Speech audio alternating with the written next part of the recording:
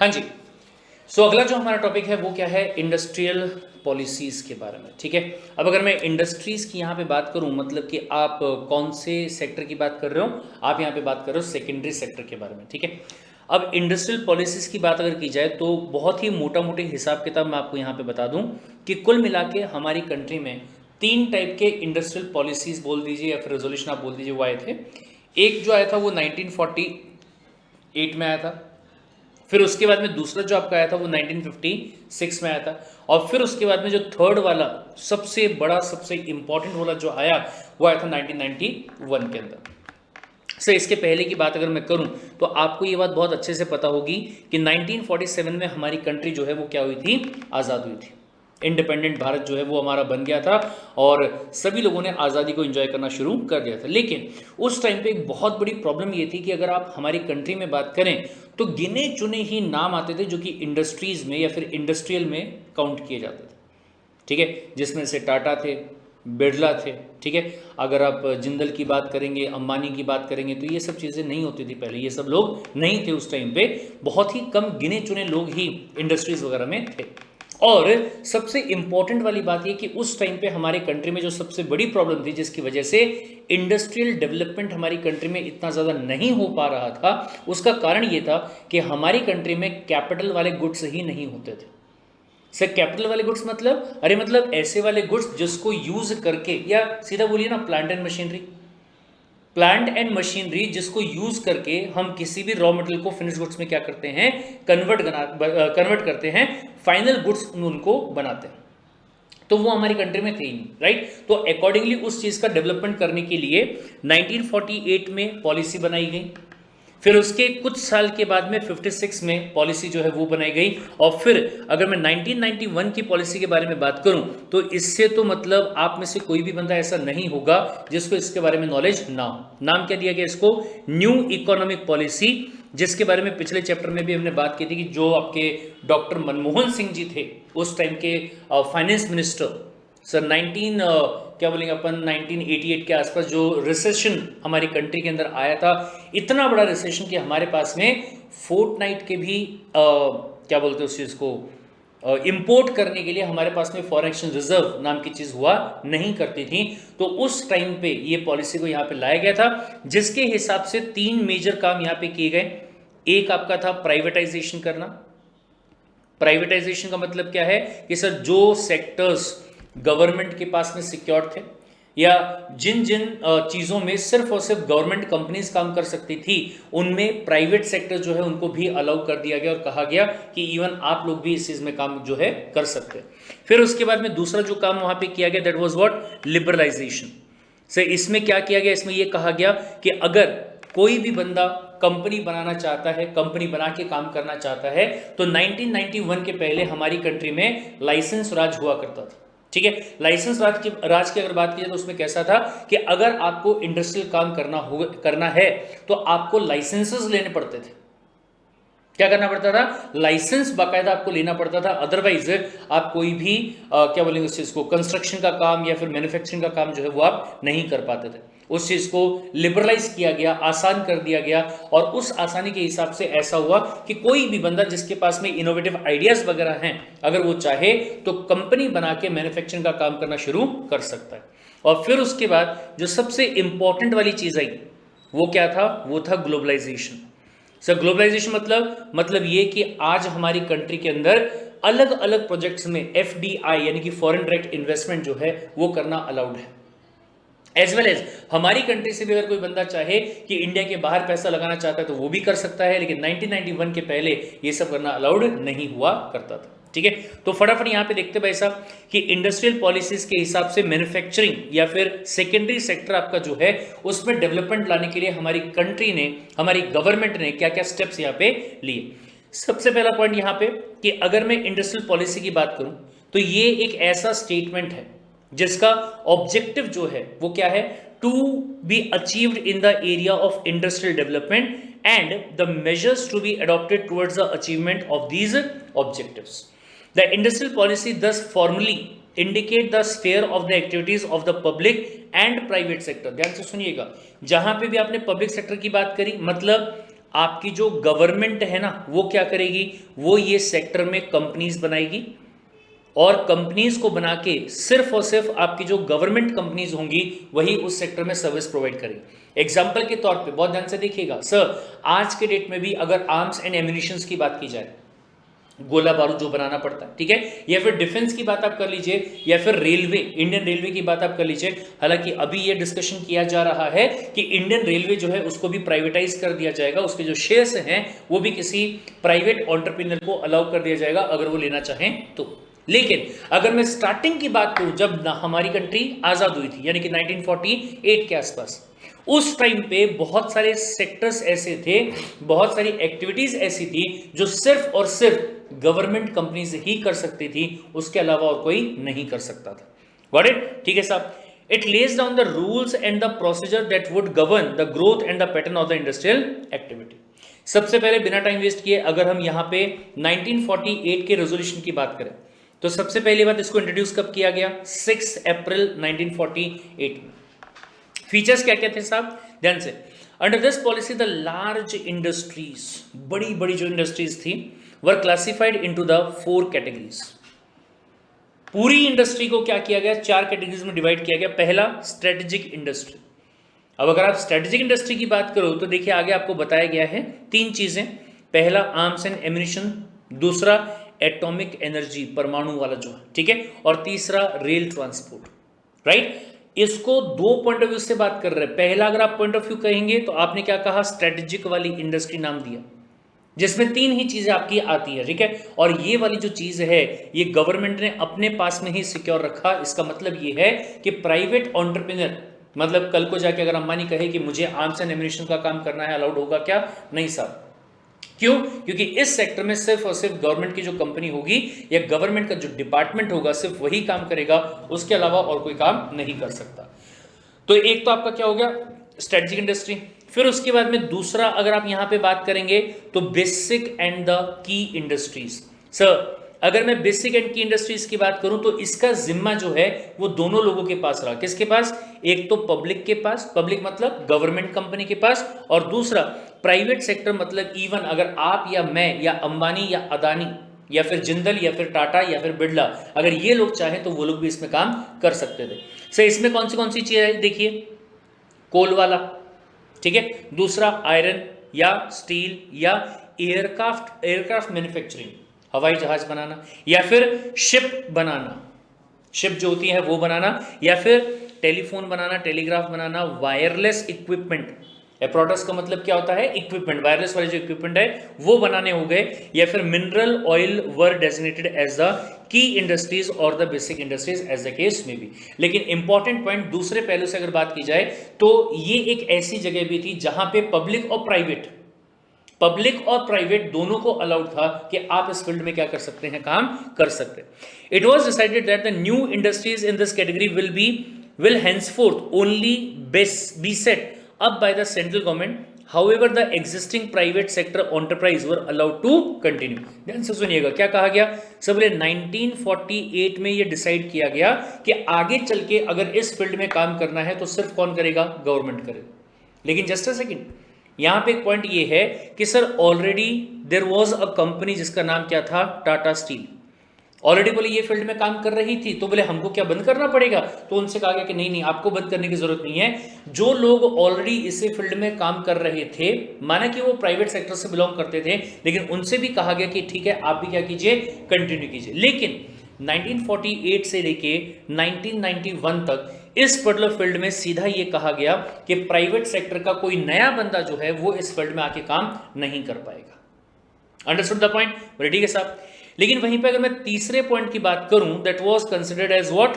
Important industries.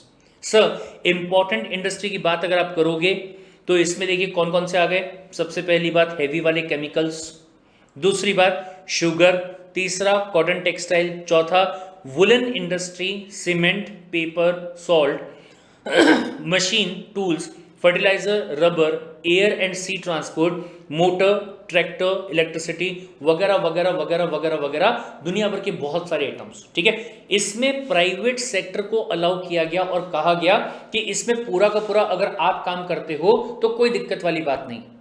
ठीक है, यानी कि प्राइवेट सेक्टर की जो कंपनीज हैं वो इस फील्ड में कभी भी नहीं आएंगी। लेकिन ध्यान रखिएगा कि अगर प्राइवेट सेक्टर वाले इसमें काम कर रहे हैं तो इसका मतलब ये नहीं है कि आपके पास में खुली छूट है, आपको जैसे करना है वैसा करो। जैसे कि मैंने आपको पहले भी बताया कि 1991 के पहले हमारी कंट्री के अंदर लाइसेंस राज हुआ करता था। Because of that reason even if अगर प्राइवेट सेक्टर को काम करना अलाउड था तो भी उसके ऊपर आपकी गवर्नमेंट का कंट्रोल जो है वो बकायदा बना हुआ था। दैट्स वाई इसको अगर आप कैटेगराइज करना चाहें तो दूसरे पॉइंट ऑफ व्यू से इसको आप किस में डाल सकते हो, कंट्रोल्ड प्राइवेट सेक्टर में आप इसको डाल सकते हैं। Understood the point? ठीक है साहब। Now these industries will continue to remain under the private sector, however the central government in consultation with the state government will have general control over them. Got the point? Government के पास में क्या कर दिया, control जो है वो दे दिया कि भाई साहब इनको गवर्न किया जाएगा और ये ऐसा कोई भी काम नहीं कर पाएंगे जो कि गवर्नमेंट आपको करने के लिए मना करे। Got the point? ठीक है साहब। और फिर उसके बाद में लास्ट वाला जो पॉइंट है वो यहां पे ऐड किया, चौथे वाली इंडस्ट्री जो कि यहां पे भी आपको बताई गई, अदर इंडस्ट्रीज। ठीक है, अब ये ध्यान से सुनिएगा भाई साहब, माना कि ये 4 इंडस्ट्री यहां पे दी गई, अब यही 4 इंडस्ट्री को दूसरे पॉइंट ऑफ व्यू से भी आप यहां पे दिखा सकते हैं। क्या क्या बताएं यहां पे? पहला, ऐसी इंडस्ट्री जिसमें सिर्फ और सिर्फ गवर्नमेंट काम कर सकती है। दूसरा, ऐसी इंडस्ट्री जिसमें गवर्नमेंट जो है वो तो काम कर सकती है लेकिन जो एग्जिस्टिंग प्राइवेट सेक्टर की कंपनीज होंगी वो भी इसमें कंटिन्यू कर सकती हैं। तीसरा, जो सिर्फ और सिर्फ प्राइवेट सेक्टर के पास में था लेकिन उसके ऊपर कंट्रोल किसका था, गवर्नमेंट का। और चौथा, जिसमें private and the cooperative sector जो है वो अपने हिसाब से काम कर सकती हैं और गवर्नमेंट उसमें बिल्कुल भी क्या नहीं करेगी, इंटरफेयर नहीं करेगी। चौथे वाले की बात अगर यहां पे करी जाए, फोर्थ वाले की बात अगर यहां की जाए, all other industries which were not included in the above category were left open to the private sector. हालांकि गवर्नमेंट कुड इम्पोज, अगर कभी भी गवर्नमेंट को आगे चल के लगा कि यहां कुछ प्रॉब्लम है तो दे कुड इम्पोज रिस्ट्रिक्शंस और the control on these industries also if any of them was not working satisfactorily, अगर वो लोग ढंग से काम नहीं करते इन दैट केस। ये समझ में आया क्या? तो अब ये ध्यान देखिए, इसके ऊपर आप क्या कर सकते हो, अलग से एक चार्ट जो है वो बना सकते हैं। क्या सब बोले, एक इंडस्ट्रियल पॉलिसी जो है वो 1948 में बनाई गई और इस पॉलिसी के हिसाब से जो आपकी इंडस्ट्री थी, industries were divided in 4 categories. ठीक है, 4 कैटेगरीज में इसको क्या किया गया, डिवाइड किया गया। चारों कैटेगरीज का आप यहां पे क्या करेंगे, नाम लिख देंगे, राइट? और उसके नीचे फिर आप उसको क्या करेंगे, कंटिन्यू करेंगे। सबसे पहली अगर मैं यहां पे बात करूं तो स्ट्रेटेजिक वाली, ठीक है, स्ट्रेटेजिक वाली, और वी कैन से कंप्लीटली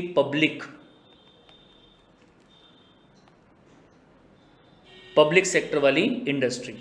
इसमें 3 ही आते हैं, इसमें 3 ही आते हैं तो ज़्यादा कोई टेंशन वाली बात नहीं है। कौन सी? सर, एक है आपका आर्म और एम्यूनिशन, ठीक है। दूसरा कौन सा, एटॉमिक एनर्जी, और तीसरा कौन सा, इंडियन रेलवे। तीसरा कौन सा, इंडियन रेलवे, ठीक है। फिर उसके बाद में अगर मैं सेकंड वाले की बात करूं तो नाम क्या दिया इसको, नाम दिया गया इसको क्या था दूसरा, की इंडस्ट्री, ठीक है, की बोल दीजिए। और या फिर आपने इसको नाम क्या दिया, इंपॉर्टेंट नहीं, इंपॉर्टेंट तो तीसरे वाला था, बेसिक और की इंडस्ट्रीज, ठीक है, की इंडस्ट्री या फिर basic.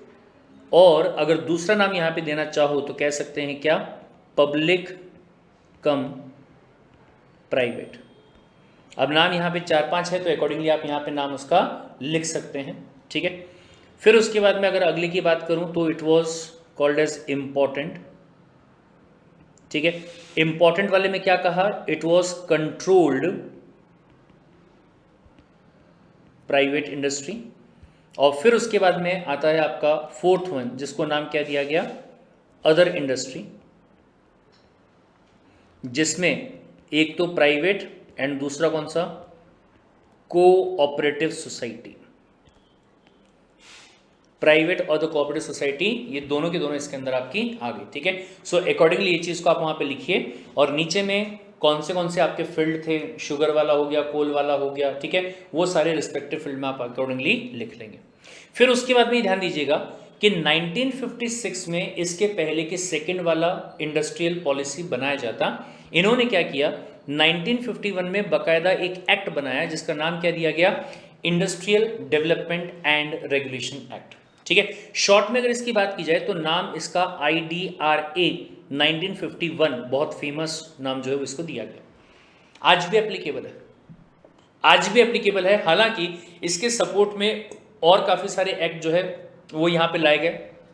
For example there is a act जिसका नाम है इंसॉल्वेंसी बैंक्रप्सी कोड, जो कि 2016 का है, ठीक है। तो वो सब जो है वो भी आपको यहाँ पे कंप्लाई करने पड़ेंगे। लेकिन ये यहाँ पे एक एक्ट जो है वो लाया गया जिसके नाम से समझ में आ रहा है कि यहाँ जो ऑब्जेक्टिव है इस एक्ट को लाने का वो क्या था। सब बोले जितनी भी आपकी इंडस्ट्रीज है, चारों सेक्टर्स में से चाहे किसी भी इंडस्ट्री की बात आप कर लीजिए, उसमें हमें क्या लेके आना है, सबसे पहली बात तो डेवलपमेंट लेके आना है। लेकिन दूसरी बात ये कि काफ़ी इंडस्ट्रीज ऐसी हैं जिसके अंदर कंपनीज जो काम कर रही है वो इंसॉल्वेंट होती जा रही है।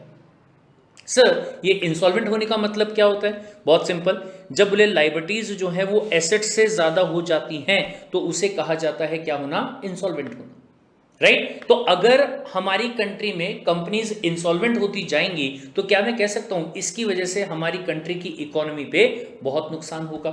सोचिए जरा एक बार कि अगर कोई कंपनी इंसॉल्वेंट हो जाती है, मतलब आमदनी अठन्नी खर्चा रुपया, तो ऐसे केस में उस कंपनी को अपने एम्प्लॉयज को निकालना पड़ेगा। अगर उस कंपनी के एम्प्लॉयज को निकाला जाता है तो क्या मैं कह सकता हूं कि हमारी कंट्री में अनएम्प्लॉयमेंट की प्रॉब्लम जो है वो बहुत बढ़ जाएगी। बोले हाँ सर। तो ऐसे केस में गवर्नमेंट की यहां पे ड्यूटी बनती है कि ऐसी कंपनी को रिवाइव करने के लिए कहीं ना कहीं प्लान जो है उसको बनाया जाए। ऐसी वाली बहुत सारे प्रोविजंस जो हैं वो इस पर्टिकुलर एक्ट के अंदर क्या किए गए थे, इनकॉर्पोरेट किए गए थे, ताकि जो आपकी इंडस्ट्री है, जो आपकी मैन्युफैक्चरिंग यूनिट वगैरह है, उसको डेवलप किया जा सके। अपार्ट फ्रॉम दैट एक और बहुत बड़ी बात कि 1948 में जो पॉलिसी बनाई गई, उस पॉलिसी को कब तक खींचा सर, 1956 तक खींचा। आगे चल के अपन देखेंगे यहाँ पे 1956 तक खींचा। उसके बावजूद इतने सालों में ये पॉलिसीज को इंप्लीमेंट करने के बाद भी क्या नहीं हुआ, डेवलपमेंट नहीं हो पाया। कारण क्या था, कारण ये था कि हमारे पास में कैपिटल एसेट्स नाम की चीज जो है वो थी ही नहीं।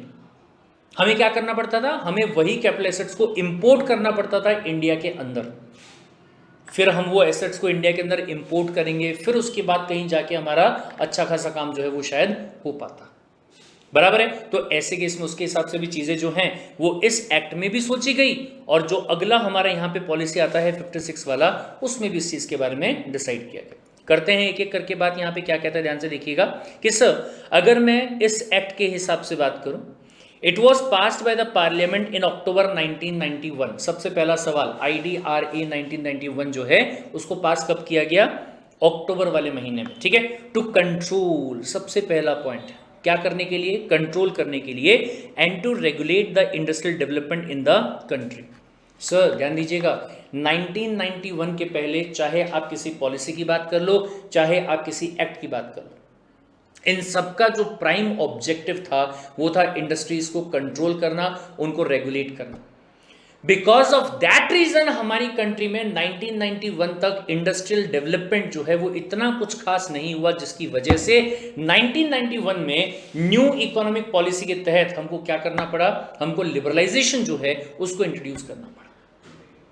ये बात ध्यान रखिएगा आप आगे तक चल के, ठीक है, डन। यानी कि 1991 के पहले तक लाइसेंस राज जो है वो कहीं ना कहीं हमारी कंट्री में बना हुआ था, ठीक है साहब। Now regulation of the industrial investment and production according to the plan priorities and the targets, मतलब ये डिसाइड किया गया कि अभी हमारी कंट्री में पहले क्या चीज का प्रोडक्शन होना ज्यादा जरूरी है, ताकि जो शॉर्ट टर्म रिक्वायरमेंट्स हमारी कंट्री के हैं उनको पूरा किया जा सके, उसके लिए यहाँ पे ध्यान दिया गया। फिर उसके बाद दूसरा, the protection of the small entrepreneurs against the competition from the large industries. अरे बाप रे बाप रे बाप रे बाप रे, मतलब छोटी छोटी मछलियां जो मार्केट में पैदा हो रही थी, अपना छोटा छोटा काम जो उसको स्टार्ट करने की कोशिश यहाँ पे कर रही थी, अब उनको क्या कहा जा रहा है कि जो लार्ज इंडस्ट्रीज हैं उनसे कहा जा रहा है कि आपको हेल्दी कंपटीशन यहां पे बनाए रखना है, ताकि ये जो कंपनीज यहां पे आती हैं छोटे वाली, इनका बहुत ज्यादा नुकसान यहां पे ना हो, इनका बहुत ज्यादा नुकसान जो है वो यहां पे ना हो, ऐसा यहां पे सोचा जा रहा है, right. Apart from that, prevention of the monopoly. Sir monopoly मतलब जो मार्केट में पहले आया उसके पास में मार्केट का लगभग पूरा का पूरा शेयर है, जिसकी वजह से नए नए लोग जो है वो मार्केट में नहीं आ पा रहे थे, उसको क्या करना पड़ेगा, उसको रोकना पड़ेगा, उसको प्रिवेंट करना पड़ेगा, यानी कि अनफेयर ट्रेड प्रैक्टिसेस वगैरह जो होती थी उसको वहां पे रोकने के लिए इस एक्ट को यहां पे इंट्रोड्यूस किया गया। And concentration of the ownership industry, इसके बारे में सोचा गया। Apart from that, balanced regional development. Sir ये तो एक बहुत बहुत ज़्यादा इंपॉर्टेंट वाली बात, मैंने आपको पहले भी बताया था कि जिस टाइम पे हमारी कंट्री आज़ाद हुई थी उस टाइम पे जो पोर्ट वाले एरियाज थे, बॉम्बे की बात कर लीजिए, मद्रास की बात कर लीजिए, कोलकाता की बात कर लीजिए, ठीक है, यानी कि जो पोर्ट वाले एरियाज थे ना, उनका डेवलपमेंट बहुत अच्छे तरीके से था। इवन अगर आप बैंक एस्टेब्लिशमेंट की बात करते हैं तो ये जो पोर्ट वाले एरियाज थे यहाँ पे आपके बैंक वगैरह जो थे वो अच्छे खासे थे। Because of all these reasons, जो पोर्ट के आसपास यानी कि समंदर के आसपास के जो एरियाज थे वहां डेवलपमेंट बहुत अच्छा खासा, लेकिन जैसे जैसे आप वो समंदर से दूर जाते जाएंगे आपको रीजनल डेवलपमेंट वहां पे नहीं मिलता, आपको वहां पे इंडस्ट्रीज नहीं मिलती।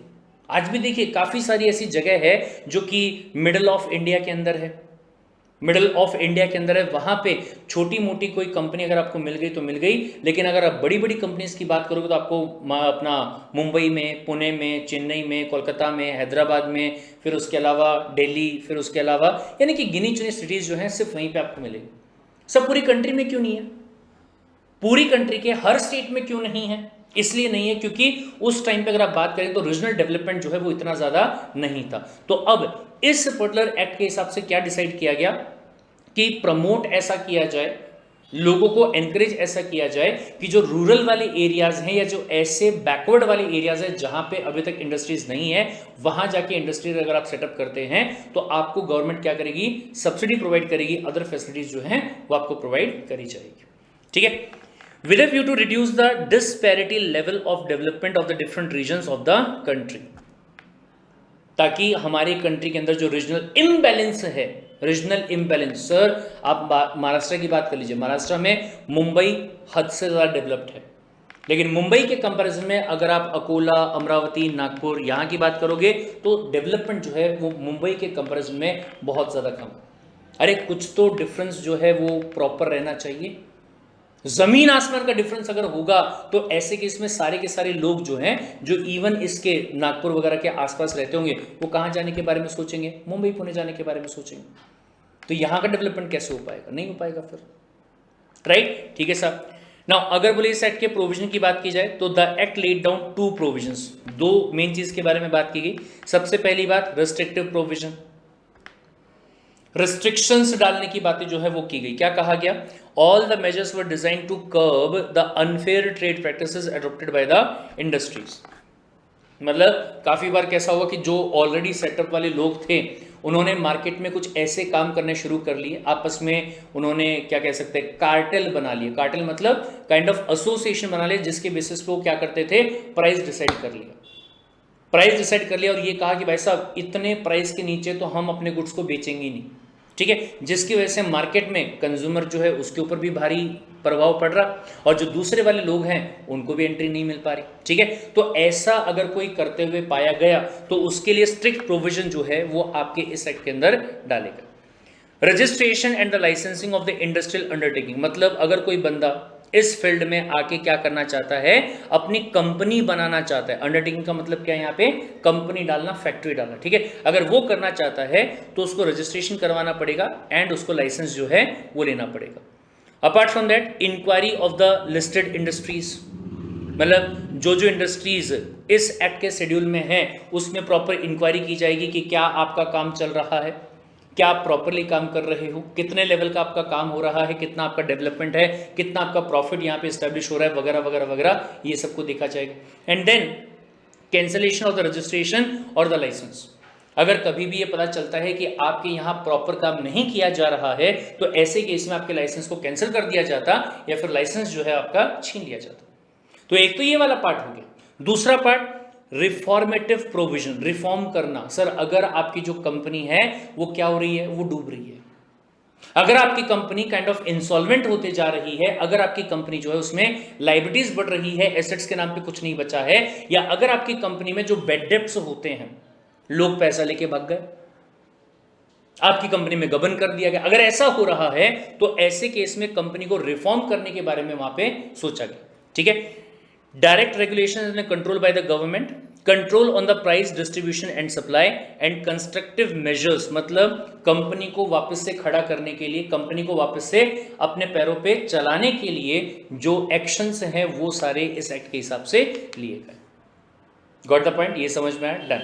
फिर उसके बाद में आता है अगला कौन सा आपका 1956 का इंडस्ट्रियल पॉलिसी रेजोल्यूशन। इसमें क्या हुआ भाई साहब, सर जो 1948 का आईपीआर बनाया था उसको रिप्लेस कर दिया गया 1956 में, यानी कि 48 की पॉलिसी वाला जो था उसको हटा दिया, अब 56 के हिसाब से क्या होगा, काम होगा। इसमें क्या क्या था भाई साहब, सर बोले जो इंडस्ट्रियलाइजेशन है बेसिकली हैवी इंडस्ट्री। जब आपने हैवी इंडस्ट्री का नाम यहां पे लिया, इसका मतलब क्या है, ऐसी इंडस्ट्री जिसमें कैपिटल गुड्स का प्रोडक्शन जो है वो इंडिया में किया जाए। ये बात बहुत ध्यान से सुनिएगा भाई साहब, ये हमारी कंट्री की एक बहुत बड़ी प्रॉब्लम थी कि हमारी कंट्री में कैपिटल गुड्स का प्रोडक्शन नहीं किया जाता था, जिसकी वजह से माना कि बोले हमारी कंट्री में रॉ मटेरियल को फिनिश गुड्स में कन्वर्ट करते थे, लेकिन इसको कन्वर्ट करने के लिए जो प्लांट लगता था, जो मशीन लगता था, उसे हमें बाहर से इंपोर्ट करना पड़ता था। अब जब हम उसको बाहर से इंपोर्ट करते थे तो जितना पैसा हमने यहां से कमाया वो हमको इंडिया के बाहर भेजना पड़ता था, यानी कि अल्टीमेटली किसके लिए कमा रहे हैं सर, दूसरों के लिए कमा रहे हैं, हमारी कंट्री के लिए कमा ही नहीं लेते हम, राइट। तो हमने क्या सोचा, फायदा तब होगा जब रॉ मटेरियल से फिनिश गुड्स में कन्वर्ट करने वाला जो ये कैपिटल वाला मशीन है, कैपिटल गुड्स वगैरह जो हैं, ये भी कहां प्रोड्यूस किए जाए, हमारी ही कंट्री में प्रोड्यूस किए जाए।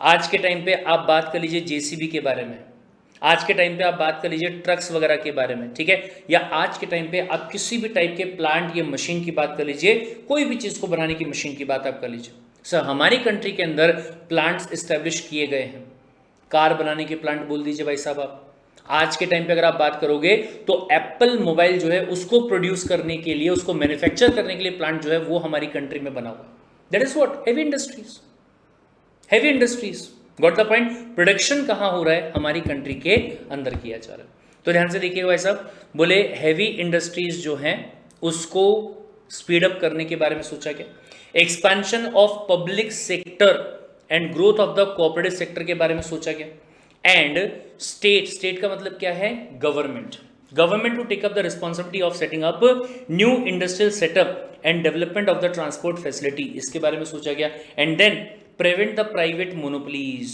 ये तो मैं आपको पहले ही बता चुका हूँ क्या, कि सर अगर कोई भी प्राइवेट वाला एंटरप्रेन्योर है जिसके पास में because of early bird advantage, मतलब पहले मार्केट में आ गया करके उसके पास में क्या बन गई, मोनोपोली बन गई, और उस मोनोपोली का अगर वो बंदा फायदा उठाता है, उसको अगर वो एब्यूज करता है, उसका गलत बेनिफिट उठाता है, प्राइस को कंट्रोल करके, सप्लाई को कंट्रोल करके, डिमांड को कंट्रोल करके, तो ऐसा उसको नहीं करने दिया जाएगा। ये चीज यहां पे डिसाइड करी गई। Understood the point, done. और फिर उसके बाद में 1991 में सबसे ज्यादा इंपॉर्टेंट वाला रिवोल्यूशन यहां पे हुआ, जिसको नाम दिया गया क्या, न्यू इकोनॉमिक पॉलिसी 1991। हालांकि एक बात मैं आपको यहां पे बता दूं कि ये जो पॉलिसी हमने 1991 में लेके आए थे, उसको लाने के लिए हमारी कंट्री के लोग फेवर में नहीं थे, लोग मतलब गवर्नमेंट। लेकिन उस टाइम पे जैसा मैंने आपसे कहा था कि हमारे पास में इतना भी पैसा नहीं था कि अगले 14-15 दिन का इंपोर्ट करने के लिए हम बाहर वालों को फॉरेन एक्सचेंज रिजर्व दे पाए। बिकॉज ऑफ दैट रीजन हमें उस टाइम पे बैंक ऑफ इंग्लैंड और वर्ल्ड बैंक आपका जो है उससे हमें क्या करना पड़ा, हमें सहायता लेनी पड़ी। तो वर्ल्ड बैंक ने कहा कि हम आपको पैसा देने को तो तैयार हैं, लेकिन आपके यहां पर ना एक प्रॉब्लम है। बोले क्या प्रॉब्लम है, प्रॉब्लम ये है कि आप ये सोचते हो कि आपकी कंट्री में जो भी काम किया जाएगा सब गवर्नमेंट कर लेगी, लेकिन आपके यहां जो एम्प्लॉई हैं, जो कि गवर्नमेंट एम्प्लॉय के तौर पे काम कर रहे हैं, वो इतने निकम्मे हैं कि सुबह 9 से लेकर शाम को 5, दैट्स इट, टाइम उनका बंधा हुआ है, और उसमें भी जाके वो अपनी चेयर पे जाके बैठ जाते हैं और दिन भर काम कुछ भी नहीं करते। They are just wasting their time and nothing else. उनमें ऐसा कुछ है ही नहीं कि नहीं हमको ग्रोथ करना है, हमको आगे बढ़ना है, वो सोच ही नहीं उनके। तो ऐसे केस में जहां आप काम ही नहीं कर रहे होंगे, जहां पे आपके एम्प्लॉयज काम नहीं कर रहे होंगे, तो डेवलपमेंट कैसे होगा, ग्रोथ कैसे आएगा? जो लोन आज जब आप लेके जाने की बात कर रहे हो उसको आप चुकाओगे कैसे? तो पूछा हम लोगों ने कि सर क्या करना चाहिए। तो मैं आपको बता दूं, यहां पे ध्यान दीजिएगा कि सर इसके पहले 1988 में हमारे आसपास की जो कंट्री है, एक तो आपकी चाइना और दूसरी आपकी पाकिस्तान, ये दोनों कंट्रीज ने ऑलरेडी न्यू इकोनॉमिक पॉलिसी जो है उसको लॉन्च किया था अपने कंट्री के अंदर, और उसका काफी अच्छा आउटपुट उन कंट्रीज को मिला था। तो हमें भी वही कहा गया, वही शर्त यहां पे रखी गई वर्ल्ड बैंक के द्वारा कि अगर आप अपनी कंट्री में क्या करते हो, 3 चीजों को यहां पे इंट्रोड्यूस करते हो। कौन सा? ग्लोबलाइजेशन, जिसमें कि आप फॉरेन के लोगों को अलाउ करोगे कि एफडीआई जो है वो इंडिया में आए, ठीक है। दूसरा लिबरलाइजेशन, आपके ही कंट्री के अंदर ऐसे बहुत सारे प्राइवेट एंटरप्रेन्योर हैं जो कि अलग अलग सेक्टर्स में काम करना चाहते हैं, जिसपे जो आपका पब्लिक सेक्टर है, जो गवर्नमेंट कंपनीज हैं, वो कुंडली लगा के बैठे हैं सांप की तरह, किसी और को आने नहीं दे रहे, खुद ढंग से काम कर नहीं रहे, तो उनको अलाउ करो, ठीक है, प्राइवेटाइजेशन करो। और तीसरा, जो आपने लाइसेंस राज बना के रखा हुआ है कि ये काम करना है लाइसेंस लेना पड़ेगा, वो काम करना है लाइसेंस लेना पड़ेगा, रजिस्ट्रेशन करवाना पड़ेगा। ये रजिस्ट्रेशन करवाने का नाटक या लाइसेंस लेने का जो ये कराओ, बोले रजिस्ट्रेशन करवाओ, कोई दिक्कत वाली बात नहीं है, लेकिन उसका प्रोसेस जो है उसको तो थोड़ा आसान रखो। सामने वाला बंदा जिसको अपना काम मेन क्या करना है, मैन्युफैक्चरिंग करना है, वो बंदा रजिस्ट्रेशन करवाने के लिए एक एक महीने सरकारी दफ्तर में क्या करता है, चक्कर काटता है। तो ऐसे केस में कैसे डेवलपमेंट हो पाएगा भाई साहब? वो काम कब करेगा? Are you getting the point? तो उस केस में क्या कहा गया कि लिबरलाइजेशन जो है वो यहां पे करना पड़ेगा। तो बहुत ध्यान से भाई साहब कि अगर मैं न्यू इकोनॉमिक पॉलिसी की बात करूं तो जुलाई 1991 में इसको इंट्रोड्यूस किया गया। In the mist of sewer economic instability into the country, हमारी कंट्री में उस टाइम पे स्टेबिलिटी बिल्कुल भी नहीं थी इकोनॉमिक पॉइंट ऑफ व्यू से बात की जाए तो। बताया मैंने आपको कि हमारे पास में इतना भी पैसा नहीं था कि अगले 14 दिन हम क्या कर पाए, इंपोर्ट कर पाए नेसेसिटी वाले गुड्स का हमारी कंट्री के अंदर, ठीक है। The objective of the policy was to raise efficiency and accelerate the economic growth, ये हम करना चाहते थे। फीचर्स क्या क्या है? सबसे पहली बात, प्राइवेट सेक्टर को स्ट्रांग बनाना है, ये उनका टारगेट था, जिसमें abolition of the licensing system for the large number of industries, licence लेने की जरूरत नहीं है, सिंपल रजिस्ट्रेशन कराओ, काम करना शुरू करो, ठीक है। दूसरा, greater role of the private sector envisaged, हर काम में प्राइवेट सेक्टर को अलाउ कर दिया गया कि हाँ तुम ये काम कर सकते हो, तुम ये भी काम कर सकते हो, तुम वो भी काम कर सकते हो। फिर उसके बाद contraction in the field of operation for the public sector, मतलब ऐसी फील्ड जो सिर्फ और सिर्फ पब्लिक सेक्टर के पास में थी, वहां पे कॉन्ट्रैक्ट बेसिस पे, कौन से बेसिस पे, कॉन्ट्रैक्ट बेसिस पे काम जो है वो किसको देना शुरू कर दिया गया, प्राइवेट सेक्टर को। उनसे कहा गया कॉन्ट्रैक्ट बेसिस पे आप काम करना शुरू कर सकते हैं। फिर उसके बाद में दूसरा, डिसमेंटलिंग ऑफ द कंट्रोल, मतलब लिबरलाइजेशन करना। तीसरा, डिस्पर्सिंग इंडस्ट्रीज, मतलब जो इंडस्ट्रीज आपकी सिर्फ और सिर्फ कुछ लोकेलिटीज में हुआ करती थी, जैसे सिर्फ मुंबई में ही क्या शुरू हो गया, इंडस्ट्री डालना शुरू हो गया, उनसे एक आगे यहाँ नहीं, अगर तुम जाते हो किसी रूरल एरिया के अंदर, वहां जाकर अगर आप इंडस्ट्री डालते हो तो ऐसे केस में आपको गवर्नमेंट से क्या मिलेगी, सब्सिडी मिलेगी, टैक्स का बेनिफिट मिलेगा, फ्री में जमीन मिल जाएगी, वहां जाके आप अपनी क्या करो, फैक्ट्री डालो। अलग अलग जगह पे इंडस्ट्रियल डेवलपमेंट एरियाज को बनाया गया। जैसे अगर महाराष्ट्र में बात करेंगे तो नाम है MIDC, Maharashtra industrial development corporation, ठीक है, जिसमें औरंगाबाद बात कीजिए, नागपुर की बात कीजिए, अमरावती, अकोला, ये सारी जगहों पे एरियाज बनाए गए हैं जहां पे अगर आप चाहो तो अपनी इंडस्ट्रीज को सेटअप कर सकते हो, और वहां इंडस्ट्री डालने के लिए गवर्नमेंट आपको क्या प्रोवाइड करेगी, सब्सिडी प्रोवाइड करेगी, सपोर्ट करेगी आपको वो चीज के लिए, ठीक है। And then policy to shift industries away from the big congested cities to the rural and the backward areas. क्या कहा उनसे कि आप जो बड़ी बड़ी सिटीज है वहां से हटो और जो रूरल एरियाज है वहां जाके डालो, या फिर जो बैकवर्ड वाले एरियाज है वहां जाके अपनी इंडस्ट्रीज जो हैं उसको ओपन करो, ठीक है। दूसरा, incentive were brought to attract the industries to the village and the backward region, जो मैंने आपको बताया, and favoured agro based industries near the farming areas. Farming area जो रूरल वाले एरियाज हो गए वापस से, ठीक है, वहां पे एग्रो बेस्ड इंडस्ट्रीज जो है उनको अगर बोले आप वो एस्टेब्लिश वहां पे करते हो तो अगेन गवर्नमेंट से आपको वहां पे क्या मिलेगा, फेवर मिलेगा, तो उसको एस्टेब्लिश वहां पे किया गया, ठीक है।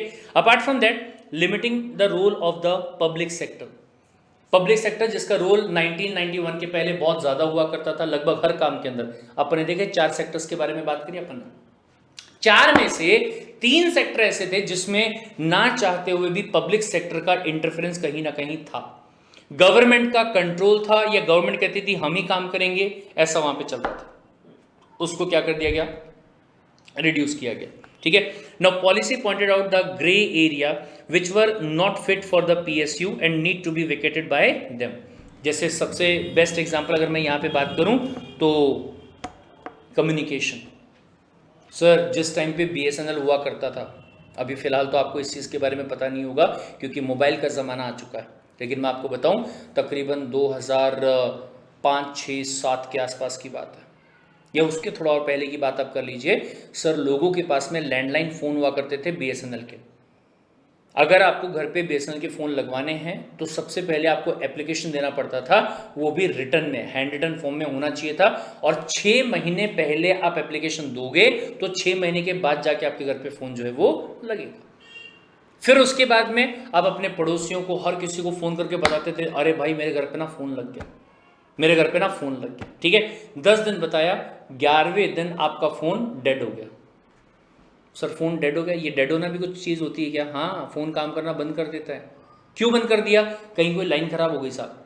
इसके लिए क्या करना पड़ेगा, वापस से आपको अपना क्या बोलते हैं, कंपनी में जाके कंप्लेन करनी पड़ेगी कि सर मेरा फ़ोन डेड हो चुका है, प्लीज़ उसको क्या करवा दीजिए, ठीक करवा दीजिए।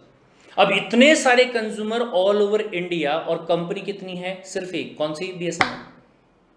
तो वहां के ऑफिसर क्या बोलते थे, हाँ हाँ ठीक है हो जाएगा, करवा देंगे। कब सर? 15 दिन लगेंगे। ठीक है, 15 दिन के बाद में जो डेड फोन था वो काम करना शुरू करता है, इतने में महीना खत्म हो गया। महीने के बाद में बिल आ गया। बिल कितने का आया? सर 4000 रुपए का। अरे कैसे, क्या? सर बोले गलती से स्वैप हो गया, बिल आपका किसी और को चला गया, किसी और का आपको आ गया।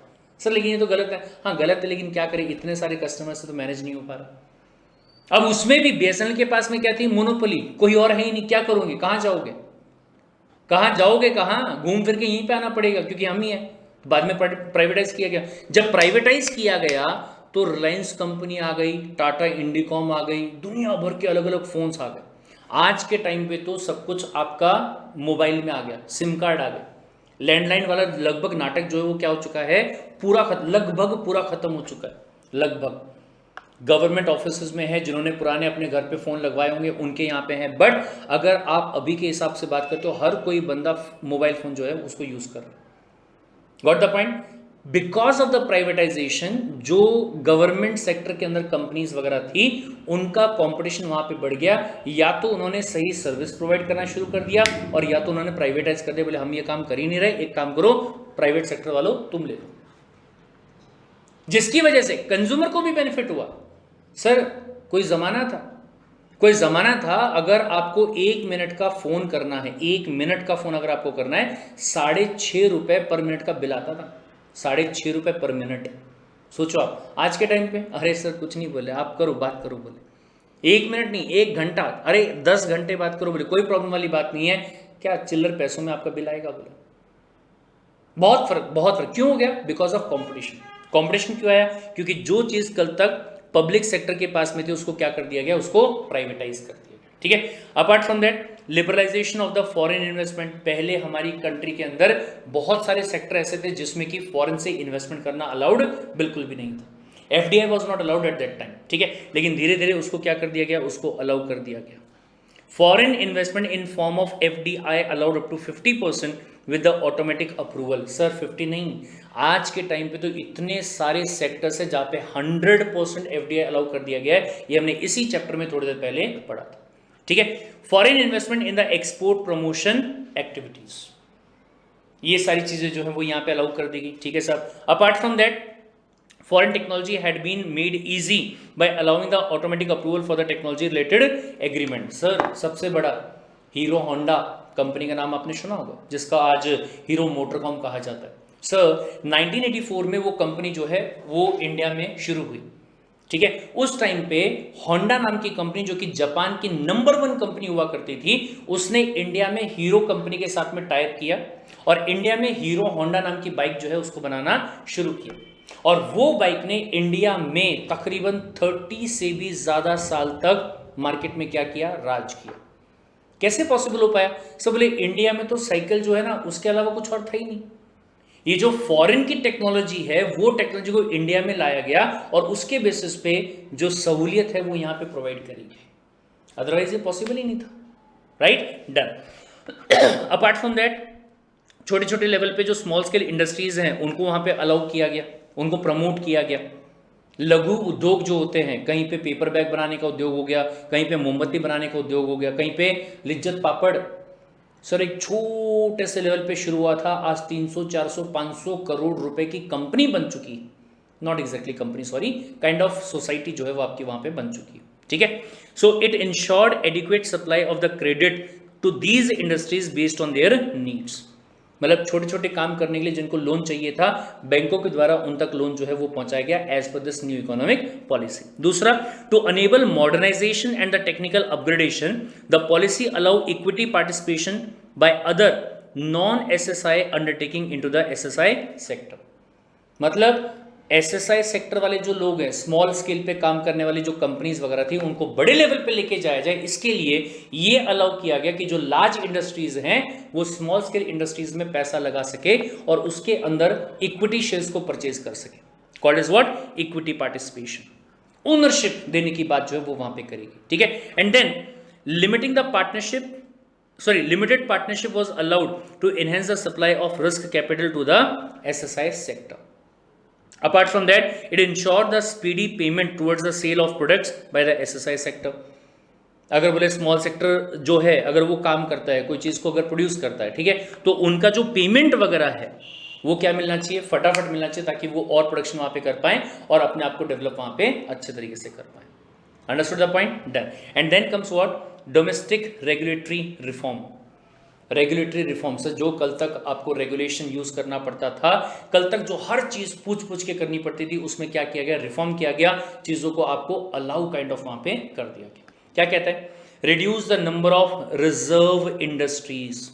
कल तक जो इंडस्ट्री पब्लिक सेक्टर के लिए ही रिजर्व रहा करती थी उसको कम कर दिया गया। मतलब अब उस सेक्टर के अंदर, उन इंडस्ट्रीज के अंदर प्राइवेट सेक्टर को अलाउ कर दिया गया कि आप काम कर सकते हो। Got it. दूसरा, security and industries of the strategic concern were reserve for the public sector. सो वो तो रखना पड़ेगा।